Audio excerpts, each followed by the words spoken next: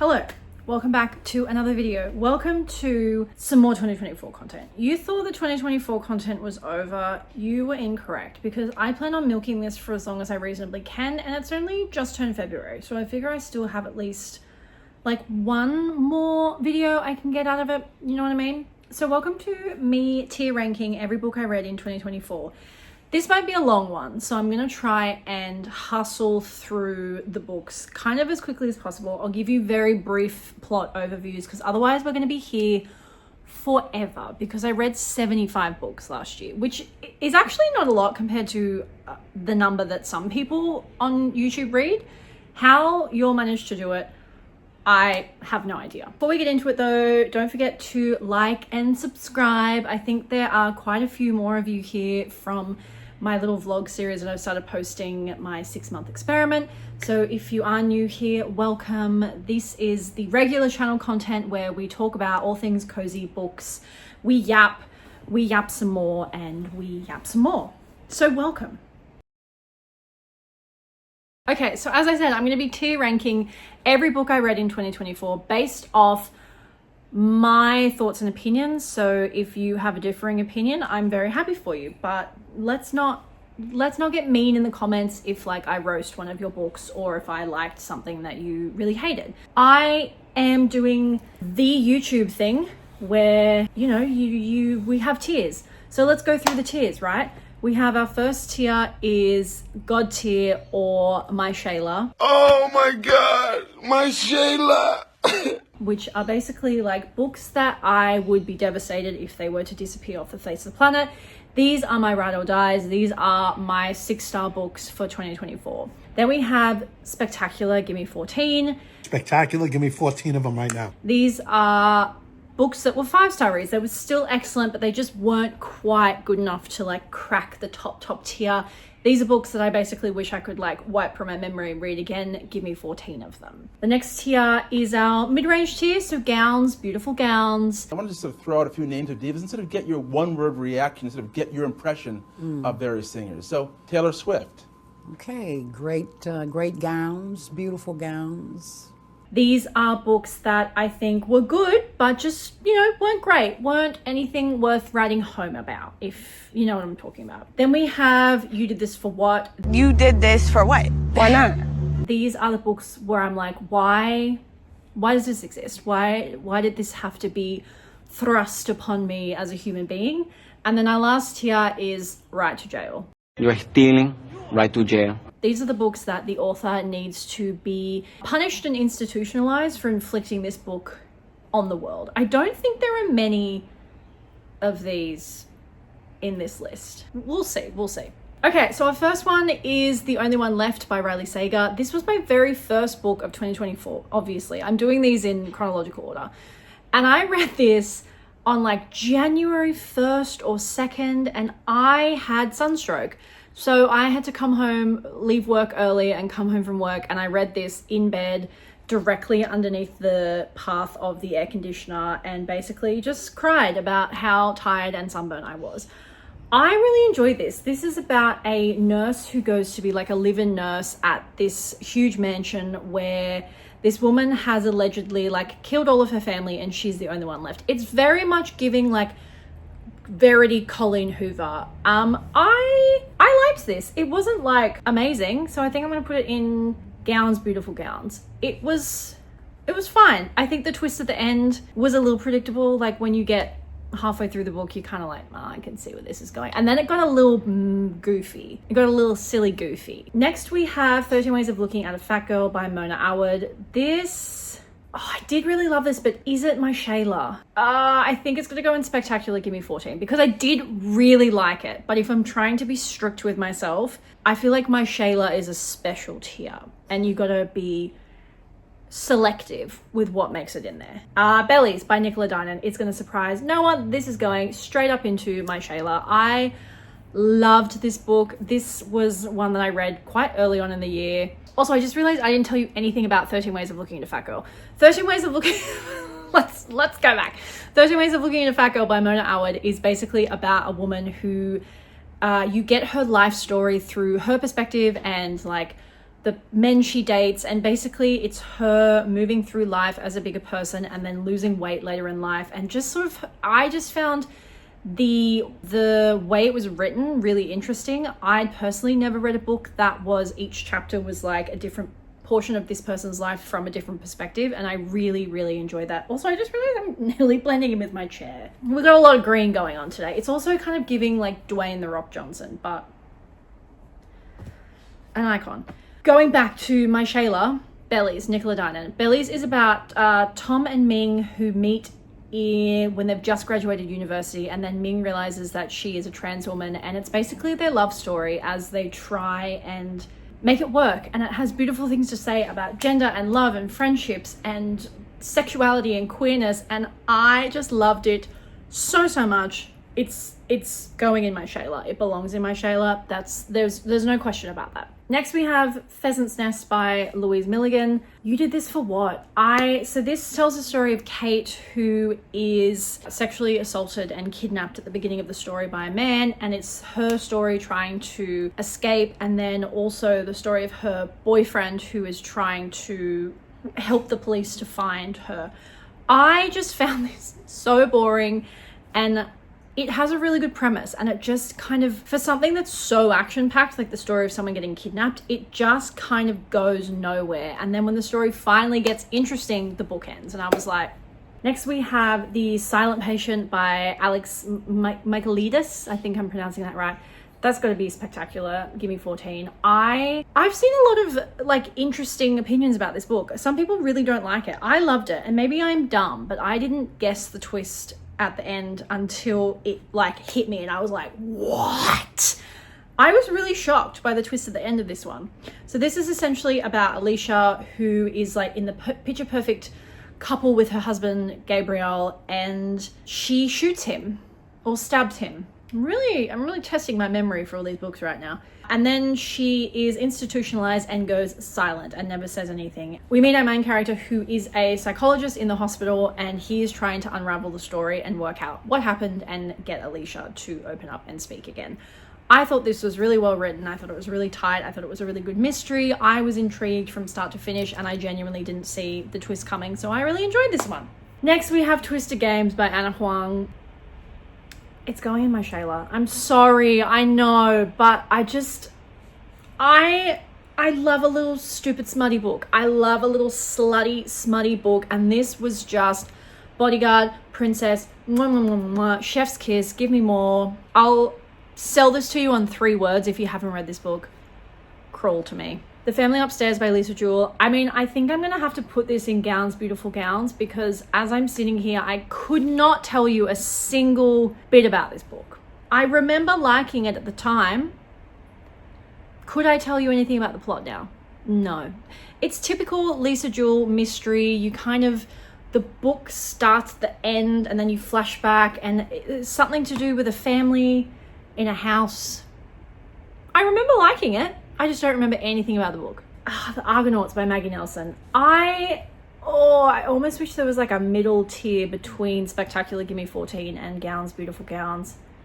I think it's gonna have to go at Gowns, Beautiful Gowns, but like right at the top of Gowns, Beautiful Gowns, because I really loved this. So this is a non-fiction collection of essays. I don't even know. It's just like about love and life, and I found a lot of it. It's very wordy, like it's very literary fiction, but I kind of like a little wanky literary fiction every now and then, you know? You gotta give yourself the opportunity to feel superior to other people, and that's what this book did. I would recommend it. It's definitely not for everyone. I read this for a book club that I was a part of at the time, and I think I was probably the only one in the book club that actually enjoyed that month's book, but I really liked it. Rat by Gabrielle Smith. Oh, this one's hard because I didn't not enjoy it. I feel like but it's not again, it's kind of like in between. So I think I'm going to be kind, and I'm going to put it in Gowns, Beautiful Gowns. So this is a fiction book that tells the story of Gabrielle, who is also the character's name, who's both his parents pass away, and he goes back to live in their house to help pack it up for his brother to get ready to sell the house. This book is so strange. This book was on my Weird Books for Weird Girls list for a reason, because it is so weird. It's so weird. It's so strange. I would struggle to tell you about what the plot of this book is, purely because I don't really know. The Pyramid of Needs by Ernest Price. You Did This For What? And it makes me sad that the two books that are in the You Did This For What tier so far are by Australian authors. I read this as an advanced reading copy when I used to work. I got it when I worked at the bookstore. And it's just like, I wasn't able to tell, and this is a pet peeve of mine with books, I wasn't able to tell if all of the characters were supposed to be assholes or if it was just bad character writing. If all the characters were supposed to be assholes, I would maybe bump this up in the tier a little bit, but the fact that I can't tell, I just think is bad writing. So this tells the story of our main character, whose name is escaping me right now, whose mother is like a woo-woo hippie essential oil pyramid scheme mummy blogger type, and our main character is a trans man whose mother is quite awful and has really not been supportive and struggled, and she has a fall, breaks her hip. The family all go back to the parents' house in Noosa, Queensland, to try and help facilitate her healing journey, and basically chaos ensues. I didn't love it. It was just like, didn't really need to exist in my effect. The Graham Effect by Elle Kennedy. I mean, gowns, beautiful gowns. It's ice hockey romance. It is what it is, you know? I don't read an ice hockey romance expecting Tolstoy. I read it when I need smooth brain off, and it did exactly what I needed to do. It's gowns, beautiful gowns. This Is How You Lose the Time War. Spectacular, give me 14. I thought this book was so beautiful. It's a very short book, and it's told through short POV chapters, but mainly told through letters that these two women on opposite sides of like this space war leave for each other. Initially, they leave letters for each other, taunting each other, basically being like, ha ha ha, you thought you did something, but and then the taunting turns into flirting, which turns into love, and it's basically kind of almost like a Romeo and Juliet style, two people so deeply in love, so made for each other, and unable to make it work because of the sides of the war that they were born into. These incredibly gorgeous love letters are interspersed between the most confusing, bewildering, strange space escapades. Again, I could not explain to you what actually happens even if I wanted to, but I would recommend that you read it because it's good. Breakfast at Tiffany's by Truman Capote. Gowns, beautiful gowns. This was fine. I am a huge Audrey Hepburn fan. I have watched nearly every single film she's ever been in. Breakfast at Tiffany's is obviously a classic that she's known for, and I realized this year that I've never read the book, so I decided to give it a crack, and you know, it's fine. It follows the plot of the movie. Is a good adaptation. I don't know, there's not really much to say about this. It's just about Holly Golightly being a chaotic mess of a woman in New York, and we love that for her. Ruthless Vows by Rebecca Ross.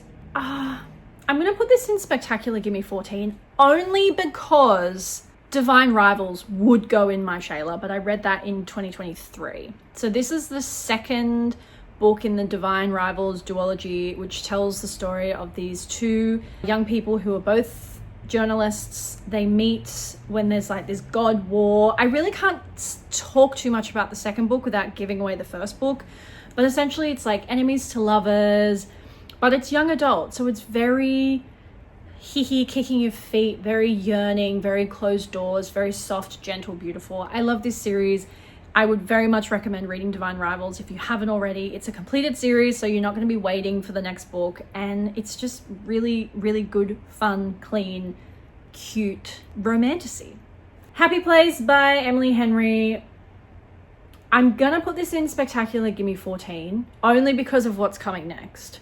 So Happy Place tells the story of a group of friends who have been friends for a very long time, and every summer they go to the beach house of one of the very wealthy friends, and they just spend summer being kids. We meet our two main characters. I'm so bad with remembering names, but we meet our two main characters who have a married couple who are just in the process of divorcing, but they don't want to like ruin the summer for everyone, so they've kept it a secret, and they're having to basically do fake dating, which is my favorite trope in romance books. And it's just fun, and it's about second chance romance and fake dating and growing up and realizing that your friendships have changed in a way that you maybe don't want to. And I just found this so heartwarming. It's one of my favorite Emily Henry books. Which brings us around to funny story. That is going straight into my Shayla. I am so feral for this book, and the amount of people who say it's their least favorite Emily Henry, their least favorite Emily Henry is astounding to me, because I just think this is Emily Henry at her finest. I love it. It's fake dating. So this is about our two main characters, Miles and Daphne, who have been forced together as roommates when Daphne's fiance leaves her for Miles's girlfriend, and they were like childhood friends. So Miles and Daphne end up moving in together because basically Miles needs a roommate and Daphne's been kicked out of her house. When they are invited to the wedding of Peter and Petra, who are their respective exes, they decide they're going to fake date to try and make them jealous, and romance ensues, and it's just beautiful. And Miles is probably one of my favorite Emily Henry men. I just think he's so funny and gentle and loving and wonderful, and I loved it. I loved every second. Next we have is Juniper and Thorn by Ava Reid. Oh, I'm putting it in You Did This For What, but it's really almost in the jail category. So this is basically about three witch sisters who have been basically put under house arrest by their crazy wizard father.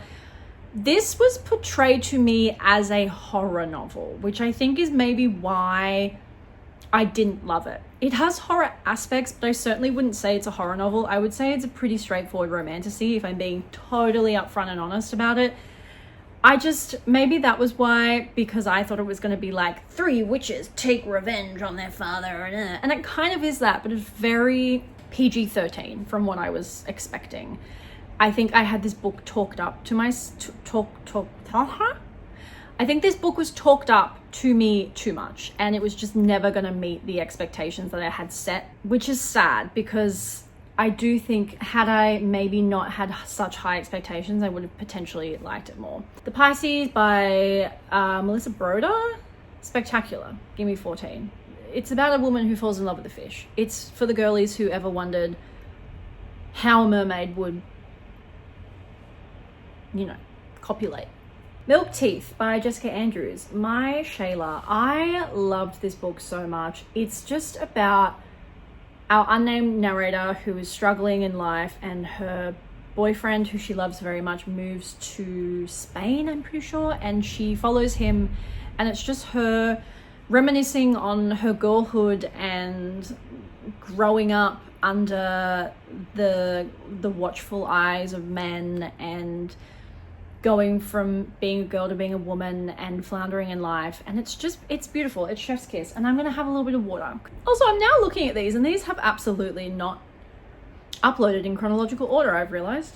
Next we have Sugar Baby by Celine Sinclair. This is about our main character Agnes, who through happenstance circumstances falls into sugaring, and it's about her experience in that and the different life she lives compared to some of the other girls that do it, who have grown up in wealthy families and trying to deal with the potential fallout of her very religious mother and family finding out about this. It was fine. Gowns, beautiful gowns. Monstrilio by Gerardo Simano Cordavo.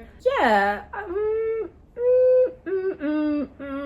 I'm not quite sure. I did like this, but I don't know if I loved it. It's going to go up the front of Gowns, Beautiful Gowns. This is about Margos and Joseph, whose young son, Santiago, passes away from a lung disease when he's a very young boy. Margos, in her grief, cuts out a piece of his lung and nurtures and grows it into a little creature called Monstrilio. And it's about grief and love and what it is to not fit into the world that you've been thrust into. I really enjoyed this. It just wasn't, I'm trying to be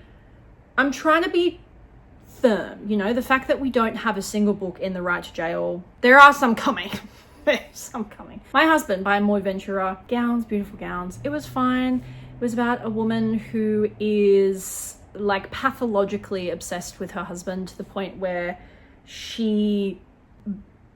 her entire life revolves around this man and trying to please this man and keep him in line and keep herself beautiful and young for him and picking up on his transgressions and punishing them for it was fine. It was fine. Good with money. You do this for what? It's a non-fiction book about finances. I didn't find it anything life-changing. Sometimes I think like the finance books, unless you're going to present something really different, it's like, I could have just Googled this, you know? Like, I didn't need to buy the book for this. Never Lie by Freida McFadden.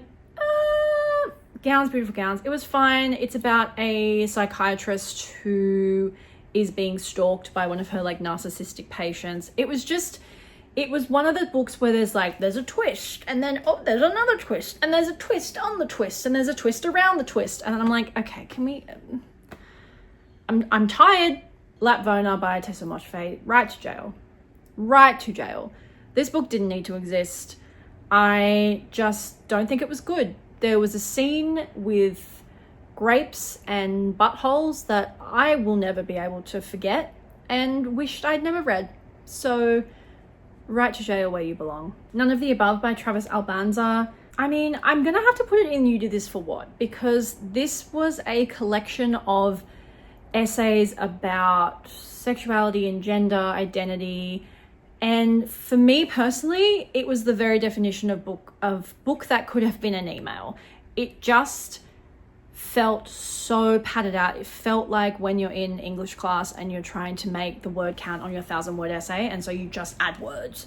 And really, you're not adding value, you're just adding fluff. That's what this book felt like for me. I enjoyed a lot of the topics and I enjoyed a lot of the like singular little bits that the author had to say, but altogether it just dragged. And it's not a long book, it's quite a small book.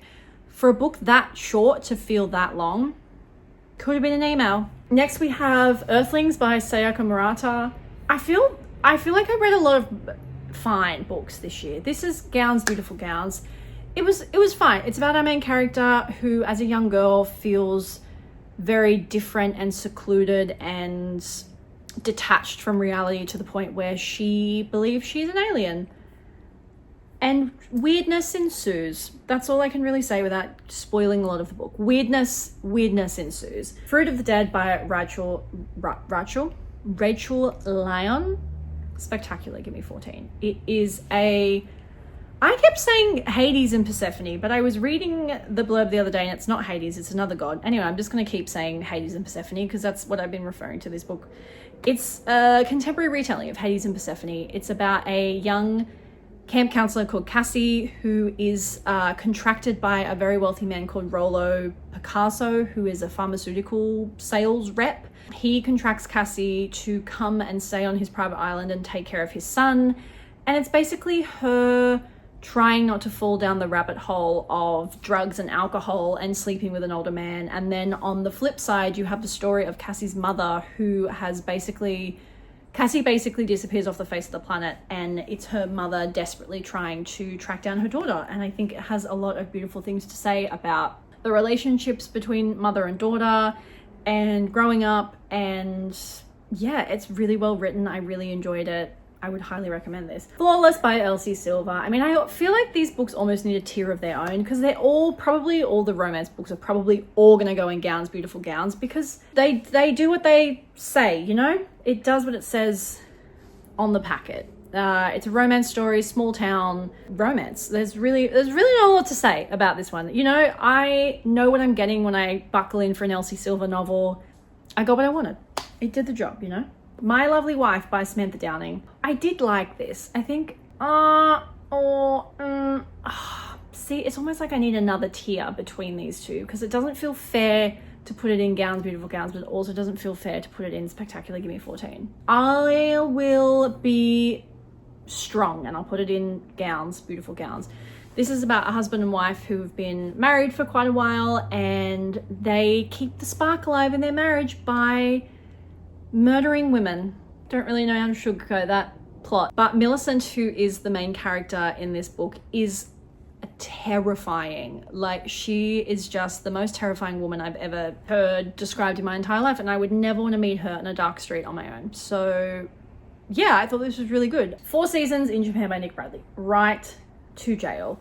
I talked at length about my opinion of this book in my October-November wrap-up. I hate this book.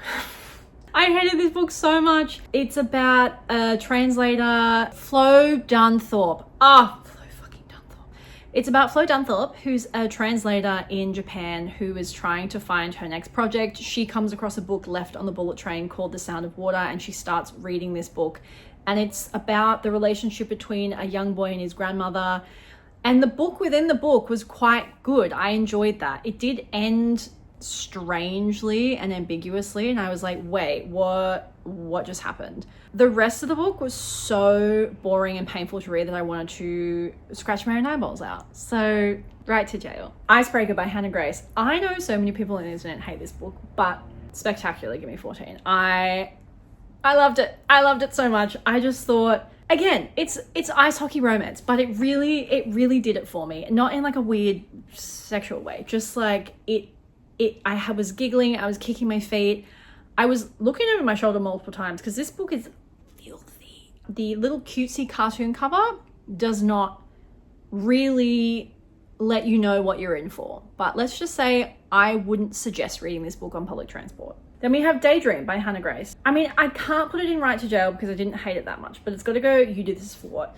I, as I've just mentioned, love Hannah Grace, but this one personally just didn't do it for me. I just thought it was a bit like, why does this exist? Why are the characters the way they are? Why are they doing the things they do? This doesn't need to exist, and I don't like it.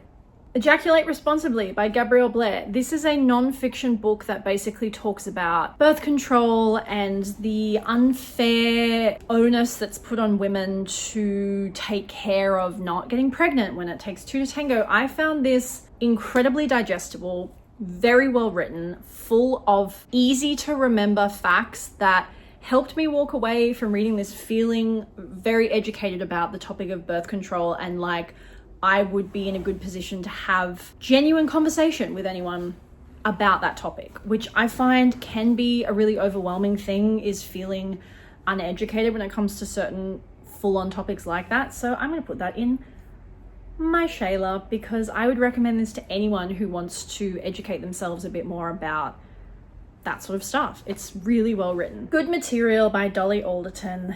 Spectacular. Give me 14. I love Dolly Alderton. I love her writing style.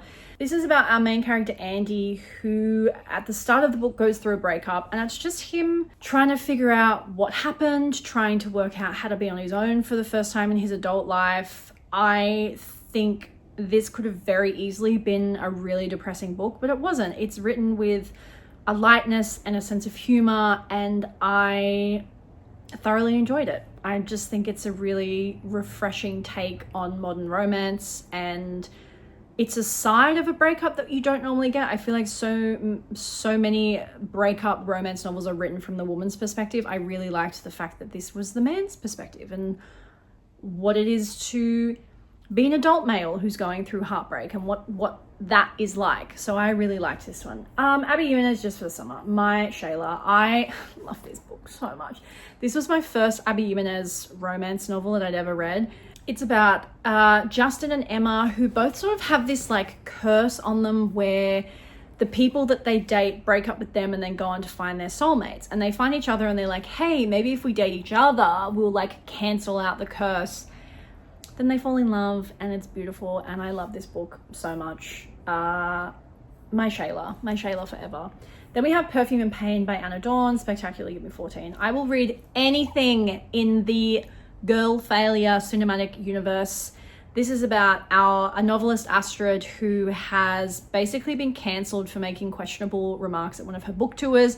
She's trying to get her life back together. One of her books is also being adapted into a screenplay by a very famous Hollywood actress. And it's just her being messy and dating and being cynical and bitter and funny. And I loved this. And I think it's a bit more of a light-hearted novel. I think it's funny. If you like dry, sarcastic, bleak kind of humor, then you'll really like this book. She's Always Hungry by Eliza Clark. I mean, yeah, it's gonna go in Gowns, Beautiful Gowns. And I know that might be controversial for me to say because I have spoken at length about how much I love Eliza Clark and her writing. But I just feel like short story collections are always a little hit and miss. And there was definitely some in this collection that just didn't do it for me. And it doesn't seem fair to put it up the top with the other goated books in this ranking. So it's going in Gowns, Beautiful Gowns. My Best Friend's Exorcism. You did this for what?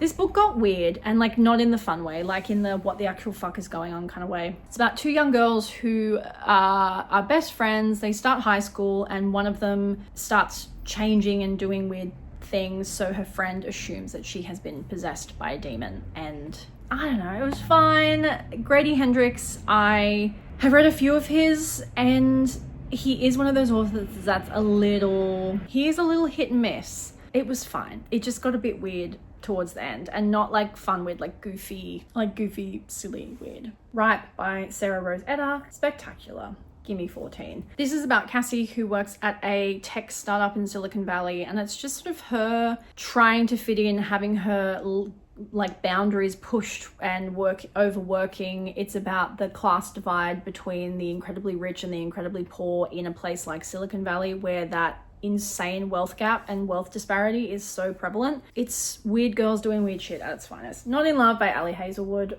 You did this for what? I think I've read about 3 or 4 Ali Hazelwoods, and it's just not my jam. Every plot is basically the same thing, copy and pasted, with a different woman in STEM and a different dark brooding man. It's just the same book, different font, realistically. Julia by Sandra Newman. This is not contemporary, a retelling of 1984 by George Orwell through the female character Julia's perspective. I mean, I think I have to put it in You Did This for What, because it really felt like an attempt was made and it sort of failed. I didn't like this. You Did This for What? It doesn't need to exist. George Orwell's 1984 is a masterpiece for a reason. Let's just let it be its own thing. Book Lovers by Emily Henry. Okay, calm down, but right, no, I'm kidding. It's got to go in Gowns, Beautiful Gowns. This is my least favorite of Emily Henry's books. I don't know, there was something about the main character that I just didn't love and just didn't gel with me compared to her other books. So I feel like it's almost only in Gowns, Beautiful Gowns compared to the other Emily Henry books, but like if it was to stand on its own 2 feet, it might be a little bit higher.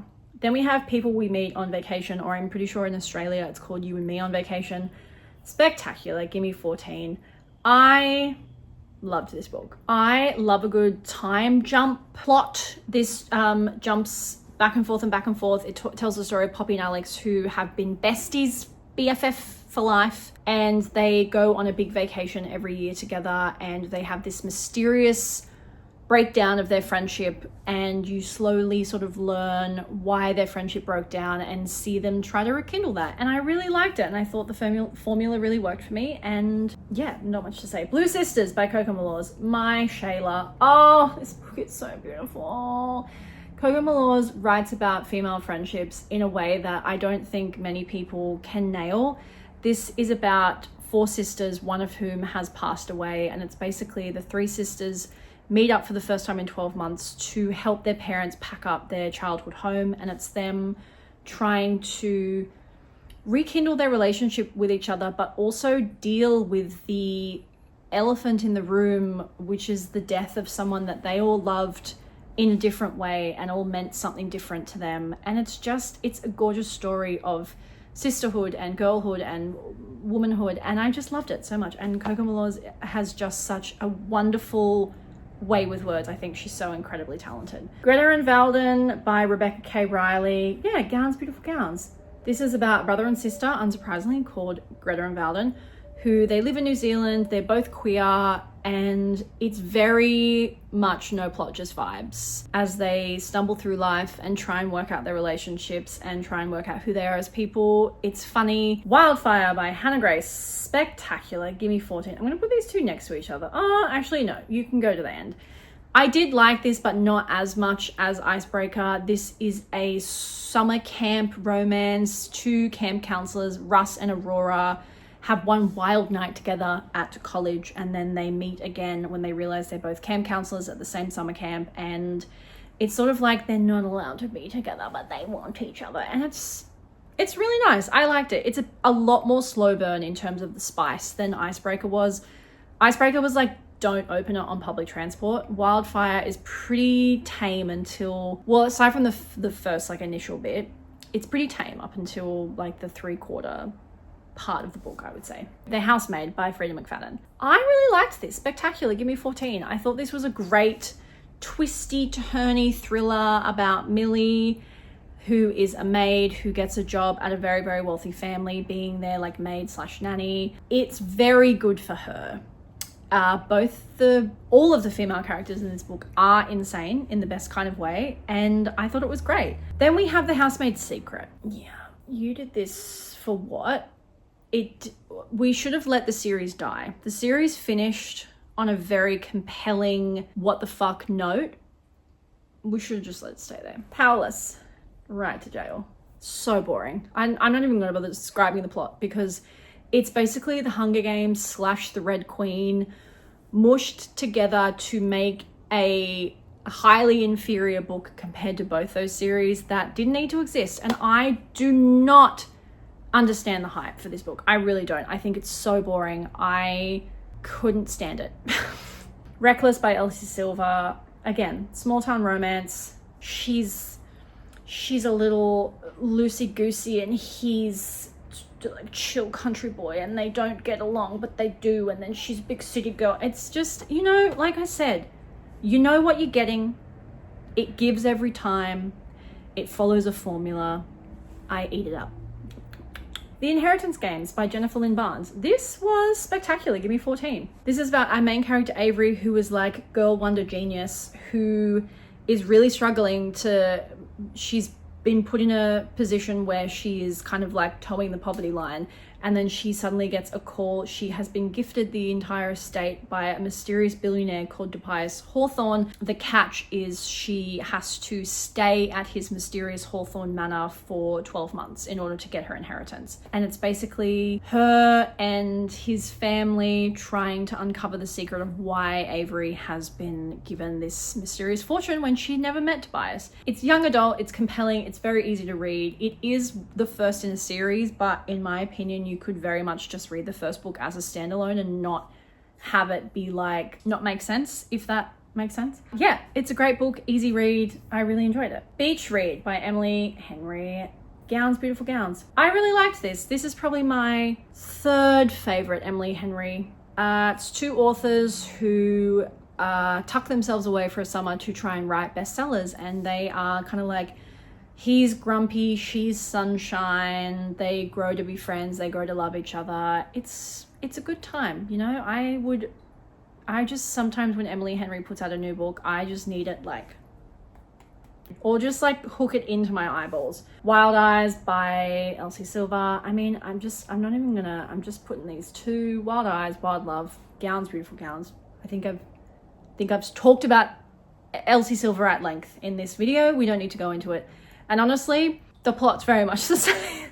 Big town city girl comes to small town, meets beautiful brooding man, they fall in love, they have excellent sex. Like that's pretty much, that's the vibe, and that's fine. Patricia Wants to Cuddle by Samantha Allen. Gowns, Beautiful Gowns. It's a Suffolk Bigfoot retelling set within the parameters of a fake reality TV show that's in the style of The Bachelor, Bachelorette. It's excellent. It's funny. It's weird. It's short. It gets right to the point. It's like the action kind of takes off from pretty early in the book and there's no fluff. It's been very well edited. I would very much recommend this one. Diary of a Void by Amy Yaga. Gowns, Beautiful Gowns. It's about a woman in Japan. She is working, she's living her corporate girly life, and she gets sick of being asked to do menial jobs that the men in her office aren't asked to do, so she pretends to be pregnant to get out of work. An icon, honestly, an icon. 5 Survive by Holly Jackson, my Shayla. I loved this book.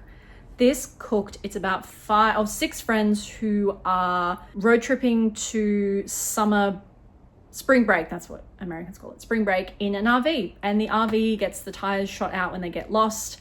And then they find out that they are being watched, and one of them has a secret, and they're not going to be let out of the RV alive until whoever it is reveals their secret. And it's good, it's compelling, it's action-packed. It has you gripped from page 1, or it had me gripped from page 1. I really enjoyed it. There's not much else I can say about that. The housemate is watching Right to Jail. Right to Jail. This book was terrible. This book is character assassination at its finest. All of the characters who are relatively smart human beings in the first 2 books suddenly become the dumbest human beings alive. I hated this book. What a terrible way to end a good series. Love on the Brain, Ali Hazelwood. You did this for what? I just don't get the Ali Hazelwood thing, okay? I don't get it. Maybe it's just because it's like Elsie Silver, but not as spicy. I don't know. It just doesn't scratch the itch in my brain that Elsie Silver does. And I'm really sorry about that. And I wish I did like it, but I just don't. The Last Guest, JP Pomhair, that is being turned into a TV show, movie that's coming out at some point. I really liked this. Gowns, Beautiful Gowns. It's about a woman and her husband who rent out their holiday house as an Airbnb, and suddenly people start getting murdered and she starts getting stalked, and it's good, it's compelling, it's well written. The ending was a little silly, goofy, but the eyes are the best parts. Monica Kim, my Shayla. I loved. I support women's rights, I support women's wrongs, and I support women's rights to cannibalism. And that's all I'm going to say about the plot of this book. Hell Followed With Us by Andrew Joseph White. You did this for what? It had such a good premise about a young trans boy called Benji who has been infected with this creature that's going to bring about the end of the world. He's been raised in a cult. He escapes, and it's him enacting revenge on the cult who have basically destroyed his life. Such a good premise. Poorly executed, in my opinion. What the River Knows. It would go in my Shayla, but it's the second. I just feel like you can't put the second book in my Shayla. So it's going spectacular. Give me 14. What the River Knows by Isabel Ibanez is duology set in ancient Egypt, or not ancient Egypt, but like 1800s Egypt. It's historical, it's full of yearning, it's enemies to lovers. The first book ends on a huge cliffhanger, so this book was just such a relief to just read and know what happened. Yeah, spectacular. Give me 14. How to Sell a Haunted House. Gowns, Beautiful Gowns. It was fine. It was fine. It's about a woman who goes back to her parents' house to help pack up after both her parents die, and there's haunted puppets. It was creepy as fuck, genuinely unsettling, but I don't know, nothing, it was fine. It was good. It was good. Really good, actually. Monica Heisey, my Shayla. I love this book so much. It's about our main character, Maggie, who has just gone through a breakup with her long-term partner, and she's learning how to be an adult and learning to try and get her shit together, because it's really not. And it's messy and it's real and it's so funny. I absolutely loved this book. Then She Was Gone by Lisa Jewell. I'm gonna do the next Lisa Jewell books in quick succession because they're all very similar. They all belong in Gowns, Beautiful Gowns. They're fine, but could I really tell you anything stand out about the plot of any of these books? No, I'd be lucky to remember what happens. And I do feel like they're all quite interchangeable. I think literally The Night She Disappeared and Then She Was Gone are basically the same book. It's like a girl disappears and her mother makes it her mission to try and find her. It's fine. Also, I just realized that What the River Knows is the first book in the series. So What the River Knows belong in my Shayla. And then Where the Library Hides belongs in Spectacular. Give me 14. We then have The Reappearance of Rachel Price by Holly Jackson. I really liked this.